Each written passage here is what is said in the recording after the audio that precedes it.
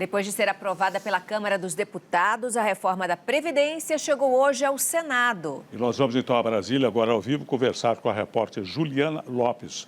Boa noite, Juliana. A proposta já está nas mãos dos senadores?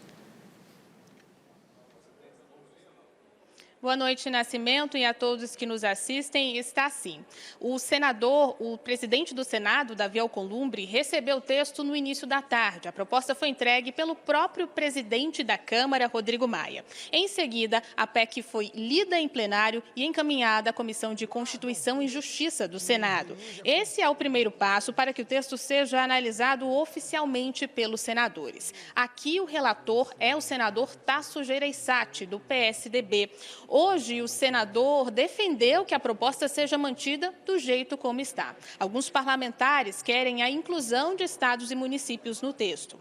Na CCJ, a previsão é que os debates durem aproximadamente um mês e, em seguida, se aprovado, o texto segue para o plenário do Senado, onde também deve passar por 2 turnos de votação.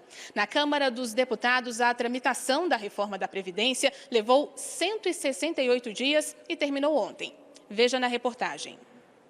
As 8 tentativas de mudanças no texto foram derrotadas em plenário. A proposta que segue para o Senado Federal é a mesma aprovada no primeiro turno. Conforme proposto pelo governo, a idade mínima para a aposentadoria da maioria dos trabalhadores ficou em 65 anos para homens e 62 para mulheres. No setor público, o tempo de contribuição mínimo será de 25 anos para os dois. No setor privado, de 15 anos para mulheres e 20 para homens. Quem está perto de se aposentar vai passar por regras de transição, e elas incluem um pedágio sobre o tempo que falta. Mas o governo não conseguiu reduzir os valores do benefício de prestação continuada.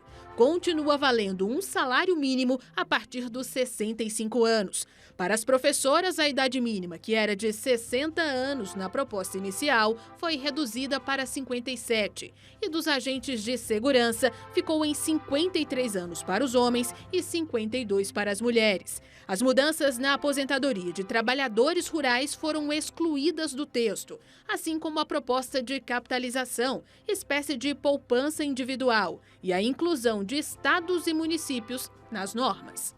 De acordo com a presidência da Câmara, a previsão de economia caiu de mais de R$1 trilhão para 933 bilhões nos próximos 10 anos. Ainda há chances de mudanças no Senado. Preocupados com as contas no vermelho, governadores continuam fazendo pressão para entrar na reforma e têm o apoio do governo. O Congresso busca acordo para contemplar estados e municípios, mas numa proposta paralela. O mesmo vale para a ideia de capitalização, defendida pelo ministro da Economia, Paulo Guedes. A gente sabe da importância dessa emenda constitucional para o Brasil, para o ajuste das contas do Estado brasileiro, que há muitos anos não tem condição de investimento porque o Estado gigante consome todos os recursos para o custeio dessa máquina.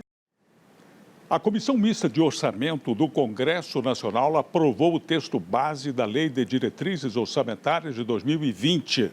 Foi mantida a proposta do governo federal de reajuste de 4,2% para o salário mínimo.